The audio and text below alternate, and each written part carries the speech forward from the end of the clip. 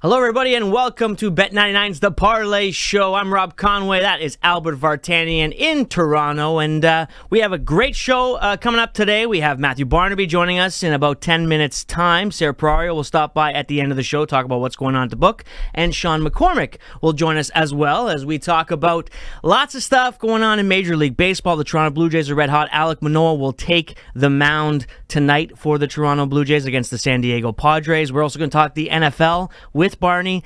Running back situations right now are crazy. What's going on with contracts, and we'll get into all of that as well as the Open Championship, as it is Open Week in Liverpool, England. Well, Hoy Lake, really. In England. And Rory McIlroy, fresh off a victory at the Scottish Open. Ricky Fowler, fresh off a victory as well. So we're cooking, man. I think we're gonna have a pretty good Open Championship, if you ask me. It's Rory's, isn't it? I'm trying to make myself believe. I want it to be Rory's. Yeah. I for him not to have won for 9 years.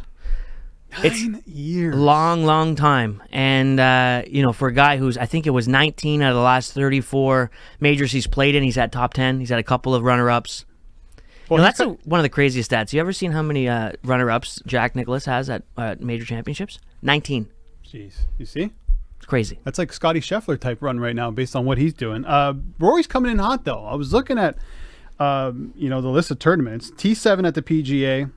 T7 at the Memorial, T9 at the RBC Canadian Open, second at the US Open, T7 at the Travelers, and obviously first, the last tournament, Scottish Open, where he beat out Bobby Mack. So he's coming in hot. He is coming in hot. It just feels like everything is aligning. It's the right time. But then, from a betting perspective, to lay plus 760, it's a bit too short, considering some of the other players in this field. It's a tight window, if you ask me. It's Very a tight tight window for him to be looking at, 8 out of 10 times, or sorry, 8 out of 100 times they play this tournament, he's going to win or whatever it is. Like, is that right? That's not right. No, it doesn't sound right. That doesn't sound 8 right. out of 10 times. No, 8 out of 10 times was wrong. I was saying 8 out of 100. No, that's not right either. It doesn't matter. 2 out of Trying 10? to do math on live TV, never a good idea. 1 or 2 out of 10, maybe. Something like that. Yeah. No, I know you're going to try. I'm still trying to think about it. I'm not going to bother. We'll talk about the Open Championship in the next segment. Maybe I'll figure out what his percentage of winning is, because it shouldn't be that low. Let's just say that. No, it's him and Scotty. Scotty's at the top, plus 740, followed by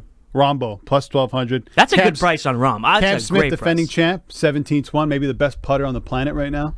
Yeah, it's hard to say. Like, Rom, we don't get too much into it because we're going to talk about more with Barney. But Rom, that's a really good price for him. Some people don't play links golf very well, but him being European, you'd think he would. Like, he grew up playing in the amateur tournaments when he's 12, 13, 14, 15, all around. You would have thought he would have got pretty comfortable with links golf, but we'll get into it a bit more. Yeah. Some interesting news coming out. I think you brought it up a few days ago when we were looking for stuff to talk about the All-Star Game home run derby. Yeah. The idea of a Legends home run derby. Yeah, I mentioned it kind of in passing. Yeah, we should see it, and, well, could be happening. I think they were watching the Parleh Show. Obviously. Griffey was watching. Yeah, sure. And it's okay. We'll make sure that you get the credit you deserve, because it appears that guys like Griffey and Tomei, Pujols, and Ortiz and others are interested in having a Legends home run derby. First, we have some sound on tape. We're going to play this, and we're going to watch Ken Griffey Jr.'s most recent swings at the World Baseball Classic.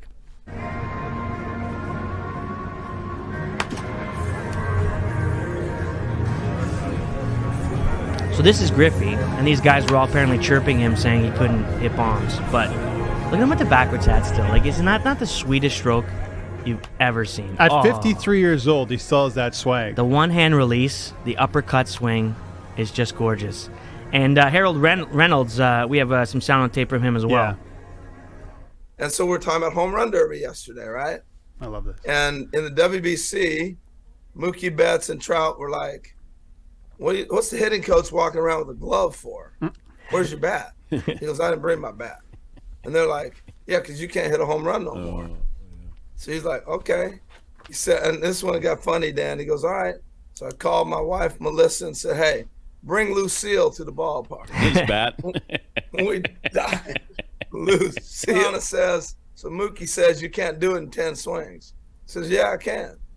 So he does it in 9. All right. And so Trout and him are like talking to Junior, and he goes, you know that thing's on autopilot, man. That bat knows where to go. He goes, there was many nights I just walked to the plate and Lucille knew what to do. I mean, It's so true when you talk about a guy as good as that with that sweet of a swing that it goes on autopilot at the bat or whatever. And Loose seal. yeah, Love it. That was the name of B.B. King's guitar, I believe. Yeah, Oh yeah. And Uncle Phil's pull stick. That's right. That is correct. So my question to you is, though, a couple things. So they do this. No one wants to be embarrassed. They're going to know that they can hit home runs before they go. Right. But do they, bring it in? Because when they do those No. charity softball, do they No. bring it in? Or do they let them use metal bats? We're talking wooden bats. I think they're going wood legit. So it's Pujols, Yeah. who just retired. Yeah, so he's 43 years old. He He had was in 20 the- bombs in his last year or something like He that. was in the Derby last year. Got to the second round. Yeah, yeah. You got Griffey, who Yeah. clearly can still hit. Yeah. You got Ortiz. He's not that old. And then Jim Thome, who's I think he's 52 years old. If I were to cap it, I'd go probably Pujols top and Thome the biggest dog. Yeah. I say they go back to the old 10 outs. Go 10 out style. 10 outs, and you bring in Berman to call it. I like the second part. I like the first part too, generally, but he did say it took him 9 to hit 1 home run. You don't want anyone Well, there he getting a wasn't juice. trained. These guys, Jim Thome was talking. Yeah, if this guy's getting ready for it, I'm getting ready for it. Yeah. Talked to Ortiz. Ortiz said, "I'm in." Pujols is like, "Hell yeah, I'm in." So these Okay. guys, they're going to be training. They have a year. Yeah. Okay. I love it. I'm all in. I'm all in, And too. I think it's great. They should do it on the Saturday after the Futures game. Saturday prime time coming up next.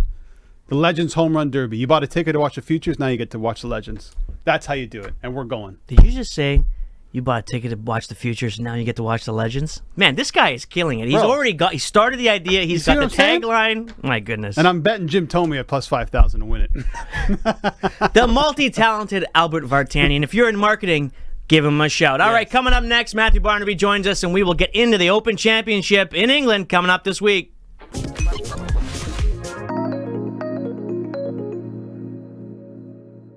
All right, everybody, welcome back to Bet99's The Parleh Show. Rob Conway here in Toronto. Albert Vartanian joining me as always, and joining us now is another one of our co-hosts. It is Matthew Barnaby, fresh off a whirlwind tour of Toronto, nonstop. That didn't include seeing yours truly or Albert at all.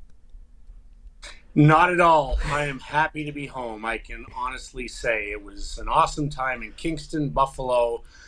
Finishing in Toronto, awesome concert. Zach Brown Band, our buddy Spencer Miller hooked us up with tickets. Went Nice. to Hamilton. Little disappointed with Hamilton. It wasn't as good as I thought it was going to be with all the awards. That it won. We stayed an extra day. Went to watch the Jays. Awesome day at the park. Big win, 7-5, and finally home, ready to play some golf. All right. I love it. I'm not okay. Look, I mean, Hamilton is what it is, but the idea, Barney, You just laughed at Hamilton. yeah, no, like the idea that Barney, you're saying you're a little disappointed in the theater production you watched is not that shocking to me whatsoever. Because I agree. I mean, like you're going to see the Zach Brown Band and the Jays and mixing Hamilton. I mean, come on, yeah. If you ever want to see two shows, I will stand beside. I've seen it 4 times. Book of Mormon is. Yeah. I don't know if it's in Toronto or not. It's the best I've ever seen. Now it's politically so incorrect that if you're not into dark humor then don't go. But it's great. And Rock of Ages is another good one. Hamilton won absolutely everything, and it wasn't bad. I thought it was going to be bad. The last one I went to was Sting's one, and I forget what it was called, and my wife and I left at the break. Because I don't know why I thought I was going to go watch him sing Roxanne for like 2 hours. What did he do? It was nothing like that. And I'm like, let's get out of here. We got. So what did he do? It was like a show about it was a real show, and he was in it, and he sang in it, but he wasn't even the lead character. It was about a shipbuilding yard in the 1800s. You and thought you were going to a Sting/Police concert. Exactly. This guy. At least do it at the end. We could look forward to a little concert or something. No, it was a legit By the way, show. I'm going to end the night off with some Police for Bobby Conway. That's right.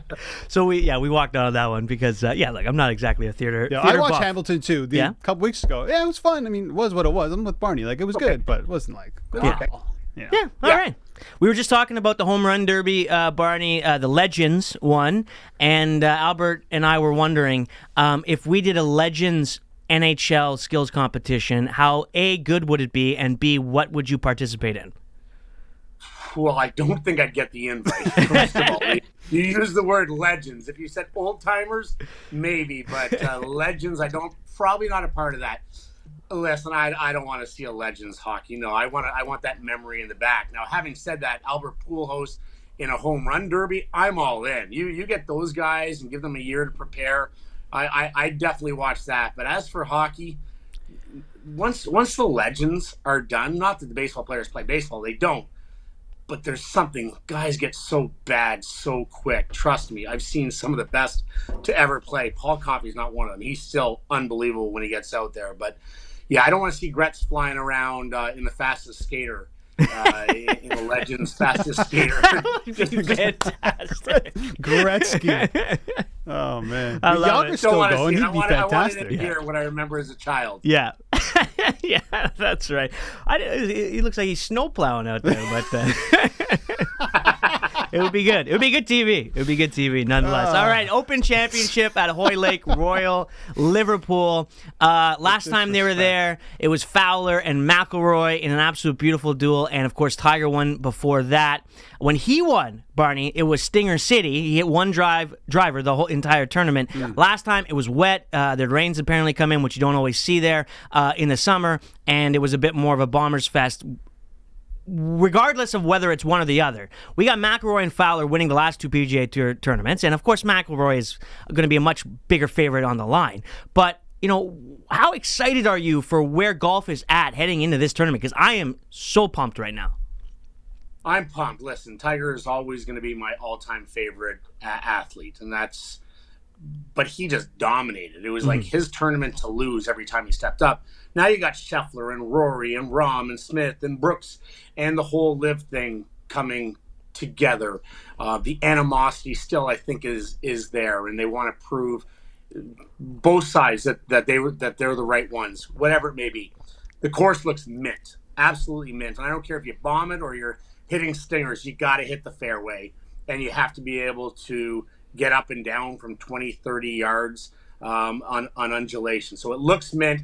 So many great players. I love a lot of the way these guys are playing. It's awesome to have Ricky Fowler playing so well. Rory wins last week, the Scottish Open, playing so well. And Scheffler, he's going to be there on the back nine on Sunday. He's just been that good for the last year and a half. So it's going to be an awesome, awesome tournament. Just quickly on Scheffler, who's been absolutely incredible, and he's the favorite, plus 740 at the book right now.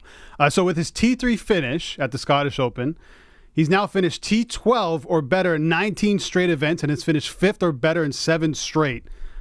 His earnings this season so far, $19 million with, a major left and the FedEx playoffs. Amazing. What he's doing is incredible, man. Yeah, like over the last 7 tournaments, like 20 guys have beaten him? Like, it's crazy. Yeah, he's just so consistent, man. Yeah, it's not like Tiger. No. We're never going to see what Tiger did, but Tiger, the parity, and there's so many guys every week now that can win, and that's the hard thing about picking golf. Like, you pick Rory, like I have 5 guys to win, because to try to pick one out of a hat, all these guys could go off and shoot, 6, 7 under a couple days in a row, and it's just the consistency. You can't overlook Scheffler what he's doing in with so much parity that there is, and a couple times if he could putt, he'd be running away with tournaments. Like tee to green, the guy is an absolute machine. So he has to be the favorite. And Rory playing so well is awesome for golf. And like I said, Ricky Fowler being in the mix now and playing so well this last year is just great for the game of golf as well. I feel I can't get around Fowler at 23-1 to win the British Open. I know he's playing well, Barney. I get it. But, he won the Rocket Mortgage against – there's no one else in that field. It was just him. Yeah. I like him. I think he has a legit shot at winning. But 23-1, I think is just way too short. He beat Colin Morikawa in that playoff, all right? Don't sleep on Colin Morikawa. I'll give you that. I'll give you Morikawa. I'll give you Morikawa. Fleetwood, 2,400 I like. Hatton's a good player. Yeah. At 2,300. Like, there's a lot of guys in that 2,000 to 2,900 range that can win this tournament. Ricky Fowler, he's had a great year, not only the Rocket Mortgage, and what a tournament to win when you're sponsored actually by Rocket Mortgage. Like, that's pretty cool in itself. But listen, he's been really good all year long. A lot of top tens. He's found his game. U.S. Open, he was right there. So it's going to be a great tourney. Great place. I've never played it, but it looks mint. I have it on right behind here, and I just love how green it is, as opposed to the burnout in it as well. It just looks so cool to be over there. Yeah, It's going to be a great one. Now, we wanted to have a little quick game here at the end. We got 2 minutes for it. But, Barney, I'll start with you. What group, they just announced the tee times for day one and day two. Mm-hmm. What tee time would you be going with if you had to be able to be the fourth in the first round? Well, it's definitely with Max Homa. I think he's playing with Morikawa, maybe. And Hatton.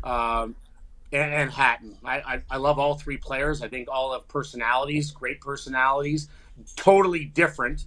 Colin Morikawa is kind of your all-American kid and just says everything right. Max Homa is the funniest guy on Twitter, and Hatton's kind of like a mini volcano. You're waiting for him to erupt. So that would be the group I'd want to play with. I'd want to be the fourth in that group. Just laugh all day long with Max Homa and rip everyone else, and then just wait for Hatton to explode. Then I'd be throwing my clubs as well. I'm going Cantley, Matsuyama, and Brooks Koepka. Remember at the Masters? Koepka was pissed off. They asked him about the speed of play, and he's like, the group in front of us was way too slow. One of those guys in that group was Patrick Cantley. So I'd be in Koepka's ear the whole time. Look how slow this guy is. All right, I'm going with John Daly. And who else is he in his group? It doesn't even matter. I can't even remember who's in his group. Maybe they can throw that up for me on the screen. But the reason for that, because if I spend 5 hours with him chilling, then I'm going to have a good night afterwards, because I'm sure he'll invite me out for a drink or two. And, as you know, Barney, I don't like to walk. He probably gets a cart. He can drive me around on my ball. That's also a bonus as well. I'm not playing with him unless it's a charity tournament. No, come on. I am definitely hanging out with him after for sure. All right, you're hanging out with us after this break as we're coming back, and we're going to talk a little bit about running backs in the NFL, and I got a bit of a problem with the way they're being paid right now. Coming up next on Bet99's The Parleh Show.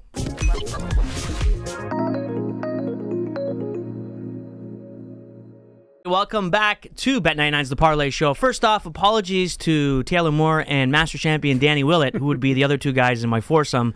One of them is a Masters champion, and I might be able to try on a jacket, although I think you have to leave it in Augusta. I wouldn't be able to try on the jacket. Is that right? Yes, you do not. You get to take it for the year. You don't get your own jacket? No, it stays. Oh, wow, I didn't know that. It stays.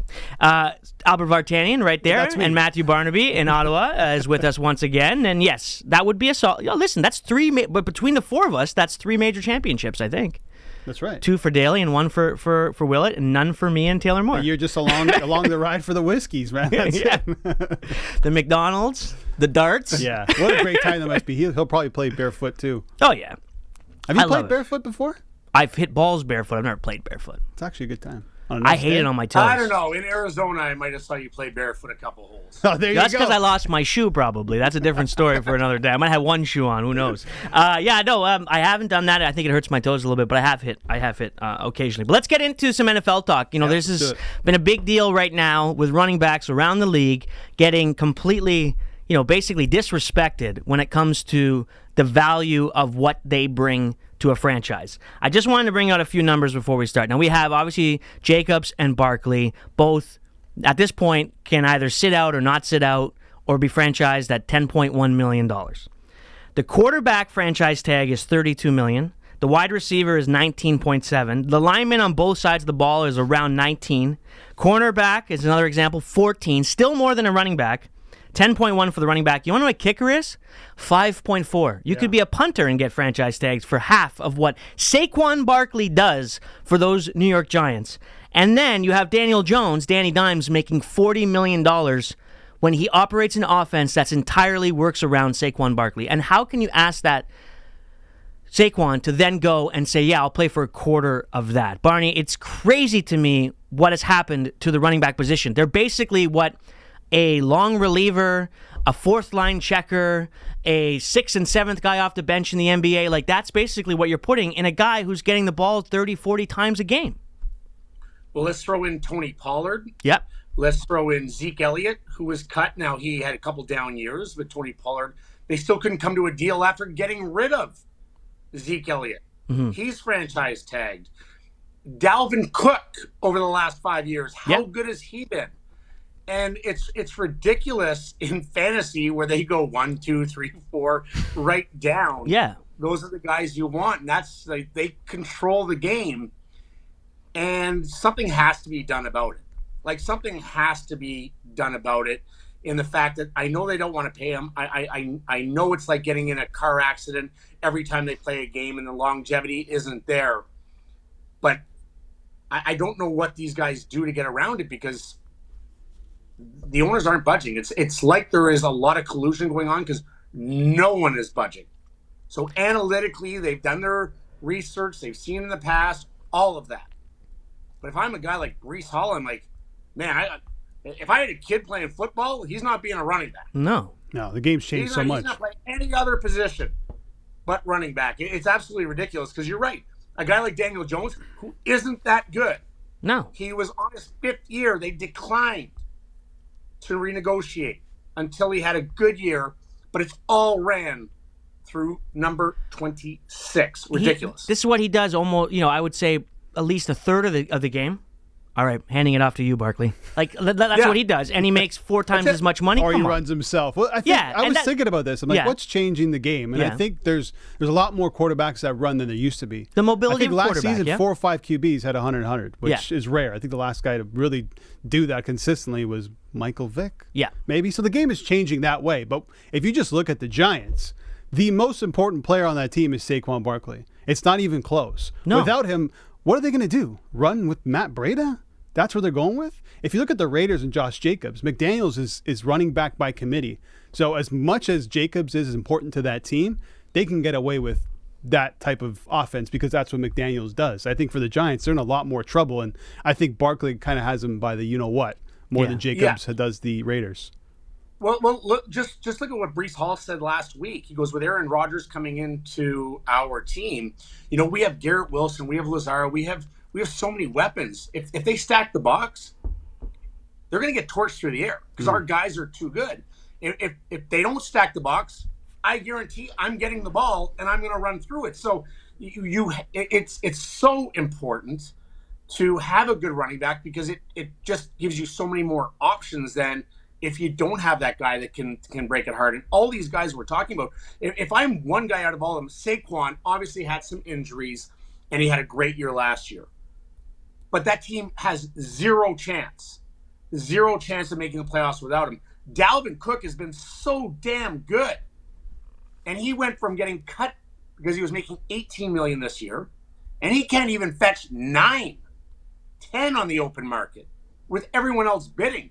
That's how ludicrous this is. It's wild. It's wild that they've got to this point, how they've devalued this position for what it does. And I think you make a great point, Albert. I think the mobility of a quarterback certainly does. But then you got a guy like Lamar Jackson who's a running back and a quarterback, and they don't want to pay him at all either. So it doesn't matter what the situation is. They don't want to pay anybody anything. All right, we'll have a little fun here with lay your money down. All right. Oh, losing my voice. You're getting hot on the collar. Lay your money down. Okay. Barney, I'll start with you. Who do you think has a better chance of sitting out or playing, or what do you think each person's going to do? Sit out or play week 1? You're going to lay your money down on Barkley sitting out or play, or Jacobs sitting out and play? Oh, God. It's a tough one, dude. Yeah. Because everyone remembers what happened to Le'Veon Bell. Yeah. Yeah. Well, your Jets helped him out, but whatever. Yeah, and he was horrible. He had 3.3 rushes per carry, I think. Yards per carry? Yeah. Yeah, yards per carry. I'm going to say Jacob sits out, and I'm going to say Barkley plays. But I think both show up literally like a week before and just show up and play and collect their money. But I think Jacobs, he's more, I'm going to sit out and prove a point. Okay. Whether that's the right decision or not, you're never going to make that $10 million back again. It's not going to help you in negotiations, I don't think. I really think the owners are just colluding, essentially, to say we are not paying this position anymore. I think it's just such a tough one to answer because both guys are screwed. Yeah. Because the deadline was yesterday, so there's no deal that can be made. It's either play or don't play and sacrifice, I think, $500K per game. At the end of this season, both teams can still franchise tag both guys. So we're going to have the same conversation again, most likely. I'm going to go with Barkley playing because he is more of a team-first type of guy, and I think he'll realize, wow, these guys need me to do something. that might not happen. That's kind of my logic. And like I said about the Raiders and Josh McDaniels, he's fine having 6 running backs and rolling through all of them. So that unless Jacobs decides, listen, I'm going to come back, have a banner year, and make these guys pay me. But I'm going to go Barkley over Jacobs. But like you said, they can franchise tag him again. Yeah. Like, it's not going to go up exponentially. The number's going to be right around the same. And I've held out before, and I'm not in their realm. But when I held out, I was like, you know what? Screw them. I'm important to this team. I'm not a superstar, but I'm important. These guys are superstars in their position, and paramount to the team having success are both of these guys, especially Saquon. If I'm Saquon or Jacobs, I missed 2 or 3 games. I missed 2 or 3 games to say, screw you. That's how I get back at them. And hopefully they go 0-3, and then they take off after, and they say, now when you're renegotiating next year and you go like, let's just say 10-3. It would be 10-4 if they missed the first 3 and they lost all 3, whatever it may be. Then you're like, now you know how important I am to this team. That was the only thing when I held out was, I want you guys to lose every game because my value goes up. It's a good point. It's like the year I said Peyton Manning should have won the MVP when he didn't play, and the Colts went 2-14. And then they got Andrew Luck. That worked out. For me, I think both of them play. I think the best kind of point to be made here is what you said, Barney. You're not getting this $10 million back, and there's already not a longevity in this position. And I think people around him might be saying, like you said, maybe they miss 1 or 2, 3 games, give up $1.5 million, but it's hard to have any leverage. You could get franchised again. Just take the money, and either dominate or, man, my hamstring's not feeling too good, so I'm just going to sit on the bench over here and take my check. So I think you take the money because it's a lot, and you may only have 3 or 4 seasons left just because of how daunting that position is. A little bit more news that we have. We only got 2 minutes here. DeAndre Hopkins heading to the Titans on a 2-year deal. I was surprised he ended up there just because of who the quarterback is. Nothing to take away from Tannehill, but you would have thought Allen or Mahomes or somebody you might want to end up there. Barney, your quick thoughts on Hopkins heading to the Titans? I guess it's an easy division. That helps. I've heard too much about him in the locker room. I didn't want him, but he's an extreme talent that's going to help that team. I thought he would end up with the Buffalo Bills. I am thankful that he's in Tennessee. No fear there at all, especially being in the AFC East. But I didn't want him. I'd still take Dalvin Cook, but D-Hop is a hell of a player. Hell of a 1-2 threat, though, right? Derrick Henry, D-Hop, but still not good enough. I mean, I feel like the Jags are just going to be better. But, I mean, if there's a bit of value for a team to win the South, I guess it's the Titans. But does D-Hop really give him, 2 more wins maybe? I don't know. You know how much money Derrick Henry makes? $12.5 million. Yeah.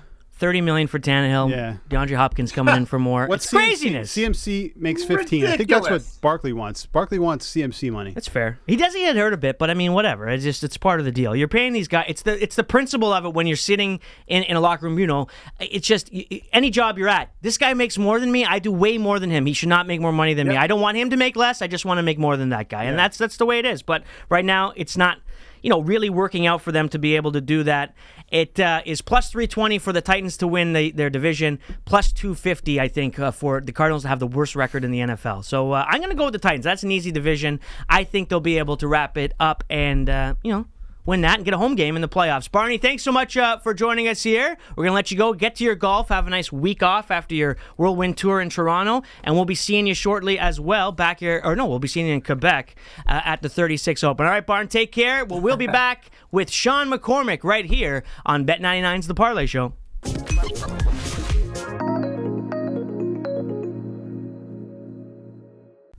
All right, welcome back to Bet99's The Parleh Show. Rob Conway, Albert Vartanian, and Sean McCormick is joining us now. And what does that mean? It only means one. It could mean 2 things because yesterday it was full. It means baseball. All right. So, first of all, we were just going over our parlay from yesterday in the break, and we did not do very well. We didn't. You can thank Chris Taylor for that. You can thank Chris Taylor for that, and I can thank the bullpen in the Marlins because they were up. And so were the Orioles. Both. If we had, I don't even think F5 would have won for the Marlins either. I think they blew the lead in the 5th. And then somebody had Shohei Ohtani, and I just asked, because I stopped watching the game, did he get his 2 bases? Yes, he did. Triple short of the cycle for Shohei. Once again. Showtime. Oh, my God. So you want me to tell you a little story, because everyone wants to hear about your fantasy team. So I play in an AL-only league, and I have Shohei Ohtani. I traded him this year, and I got a bunch of stuff back. What? But here's why. Because if I didn't, and he goes to the Dodgers, I can't. He's gone. I lose him forever. So I traded him. I had no choice. And now he's going to the Yanks. If he goes to the Yanks, I'm going to be so mad. I wanted to put in the deal that it was contingent that he gets traded to the NL or I get him back. Well, the Yankees aren't helping. It's not allowed in the fantasy league. The Yankees league. need to win this series. They need to knock them out of contention. So I don't think that's going to happen. Well, I was out of it, so I was trading. It's a keeper league, right? That's why I trade him. It's a keeper league. Never trade Ohtani, man. What's wrong with you? Well, I got Gunnar Henderson. No, that wasn't in that deal. Anyway, it doesn't matter. Yeah, I got a bunch of futures, Luis Garcia, all those guys. But Ohtani's unbelievable. We'll get into him a little bit later as well. Perhaps in the parlay. That's a little bit of foreshadowing. Before we get into that, though, Alek Manoah making his second start since coming back up was great before the All-Star break. Well, good anyway. Way better than expected, I'd have to say. And here he is now up against the Padres. The early line here is actually plus 100 at Bet99 for the Jays at home against a crappy Padres team, but that's the faith I guess the books have in one Alek Manoah. It just moved again, plus 105. Ooh. As we speak, yes. What do you think, Shiny Boy? I would lean towards the Padres. Oh, come on. What do you mean, come on? Come on. The Jays are absolutely fire right now. It doesn't even matter if he gives up 4 or 5 runs. It's the Padres. But it's more of a Manoah thing than a Jays thing. Yes. Right? Yeah. I don't have faith in Manoah tonight against the Padres. Who's he going against? Musgrove? Yeah, he's pretty good. Musgrove's pretty good. He's pretty good. That top of the order is fantastic. Maybe who? Machado, Soto, and Tatis Jr.? Yeah. Isn't that insane? And they stink. I don't get it, man. Yeah, and not only that, but they have Gary Sanchez who can crush the ball when he hits it. And they have he doesn't strike out. Xander Bogaerts too. Oh yeah, he's pretty good. Yeah, he's pretty good. That's a top 4. Man, Padres, what the hell is going on? This team is ridiculous. It's an all-star team. At least halfway through the lineup it is. I think they'll bounce back. Is that top of the order better than the Phillies? Phillies have Turner, Schwarber, Harper, Castellanos. Yeah, no doubt about it. Maybe not better. I'm not saying from a performance standpoint, but if you ask me which 4 guys do you want, I'm taking the Padres 100 times out of 100. That's an all-star team. You're right. It totally is an all-star team. I agree. But yeah, no, I just don't have any faith in Manoah tonight. Again, walks were a problem for him before he got sent down. Obviously, he didn't walk anybody when he faced the Tigers. Yeah. The Tigers are 22nd in walk rate. The Padres are first in walk rate. So that's tough. That's the thing, right? They're going to see a lot of pitches from Manoah early if Manoah's not dealing, and they'll just wait on their pitches. Like Juan Soto is a guy who has great plate discipline, very selective in what he swings at. I'm pretty sure he leads the league in walks too, right? And when he swings, yeah, see you later. That's tough, eh? See you later. You're going up against Spencer Torkelson and McKinstry and all these. Yeah, and Torkelson's like their second best player. I know, Riley Green, and then it's like, okay, next game you're going to go up against Machado, Soto, Bogaerts. But that's and Tatis Jr. That's what I said last week when he was on the show. I'm like, he would probably do fairly well against the Tigers, but I want to see what Alek Manoah can do against a good offense. And I'll admit, like the Padres, they're not living up to expectations. Like, but if he shuts down the lineup, he shuts down the lineup. This is a good team. Yeah, as a team, I think they're hitting 234 or something this year, which is not the best. It's middle of the pack in the majors, but. I mean, they're still a team that can crush the ball, and they can score a lot of runs despite not getting on base a ton, just with their power. So, can Manoah find the strike zone and get these guys out?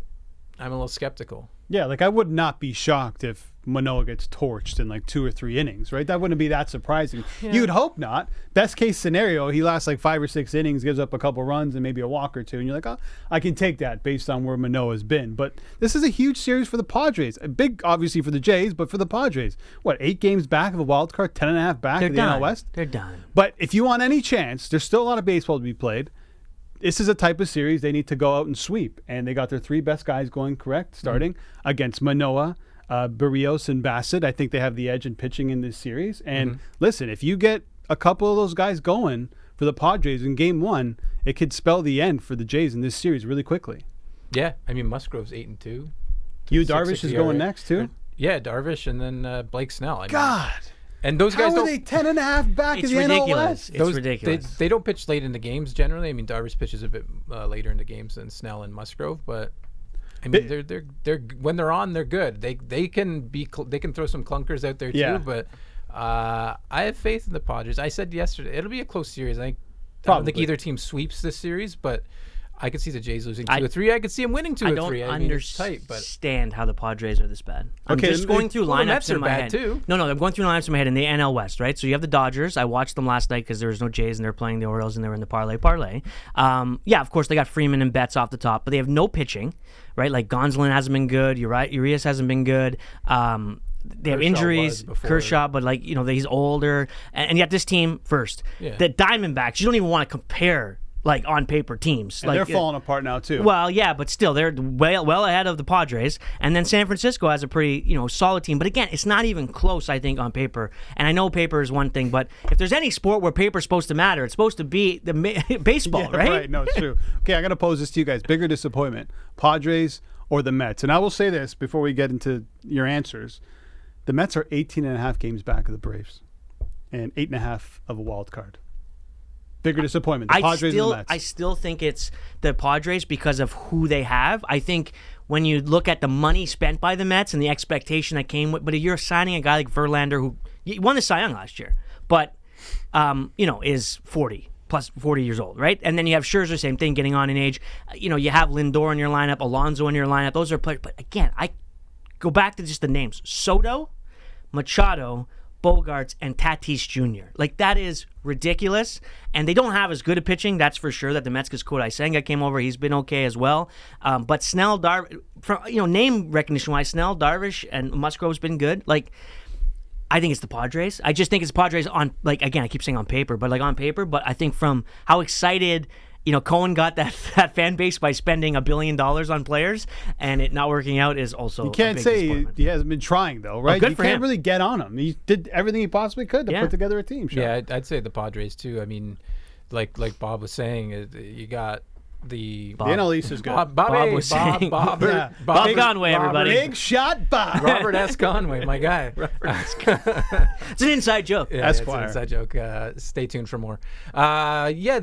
They have bigger names in their order, and they have bigger names. They have slightly bigger names as pitchers. Like, not than the Mets do. The Mets have two big names, but in their lineup, what do they have? They've got like Nimmo, Lindor, like Alonso, but they're not as big as the Padres bat. So the Padres to me are disappointing. They have similar-ish payrolls. I mean, the Mets are up here, but the Padres are still just when you one of the top payrolls. Throw out that $360 million payroll, you're like, you got to be a bit better. 18.5 games back of first place is making crazy. A ton of money too. So it's crazy, right? But then he's living up to it. You look at the Jays, 53-41. The AL East is unbelievable. All teams, 50 plus wins. So I mean, you look at the Padres and what they have on paper. You look at the Mets and what they have on paper, and see them underperforming. And here in Toronto, during at least the first half of the season, everybody's getting on the Jays, myself included.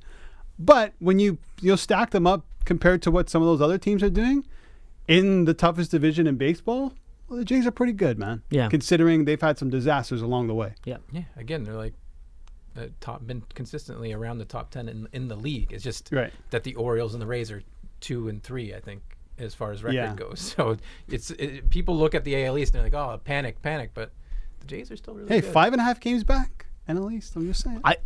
Just saying, Bobby. It's going to be good. Ohtani on the way. Arelis Martinez been promoted. Yeah, but so your buddy Buster Olney was on a radio show in Toronto earlier this morning and was asked whether or not Ohtani, who was in the mix, and he said he asked a bunch of executives, and when the Blue Jays came up, they said, nope, not aggressive enough. They won't be doing it.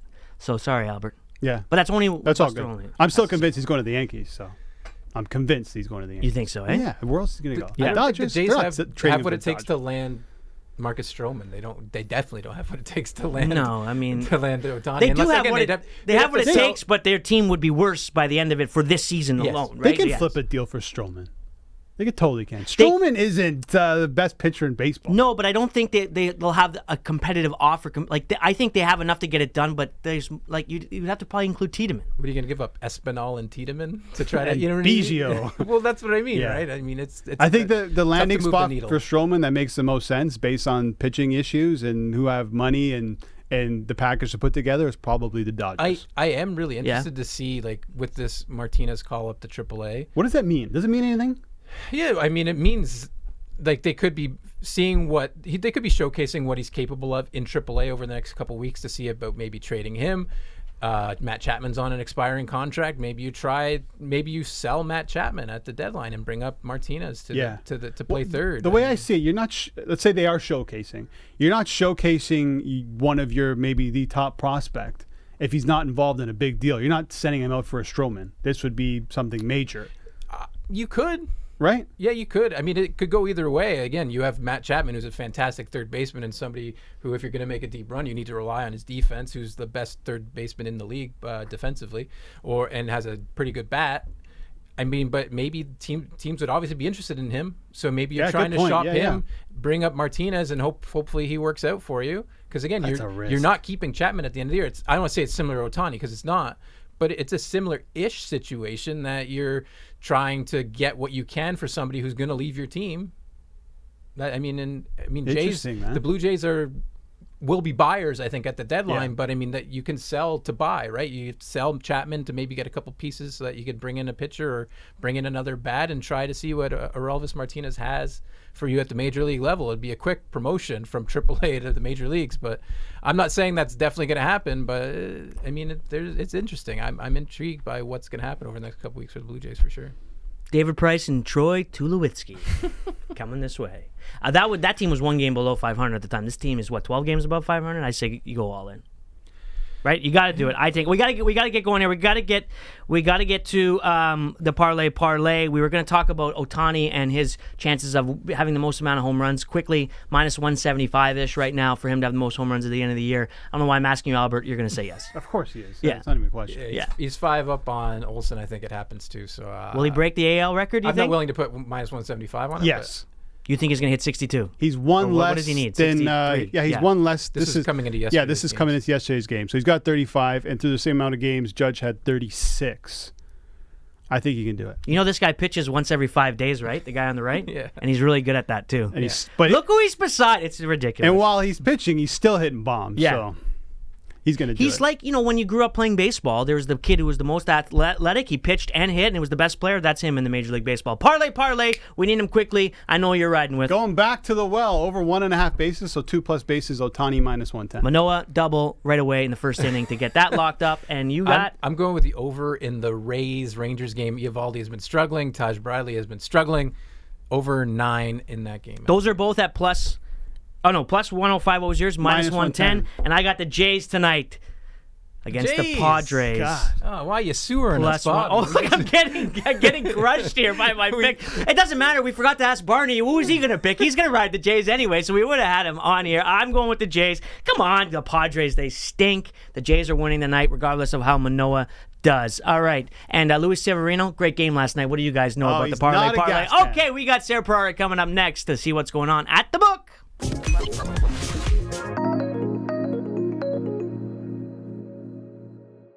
All right, welcome back. We're here to wrap the show, the Parlay Show, brought to you by Bet99. Sarah Parleh joining us. This is our segment with what's going on at the book, but instead of going with odds today, you're headed to Bud Stage, where Bet99 is all summer long, and it's a massive concert tomorrow night. Yep. Post Malone in Toronto.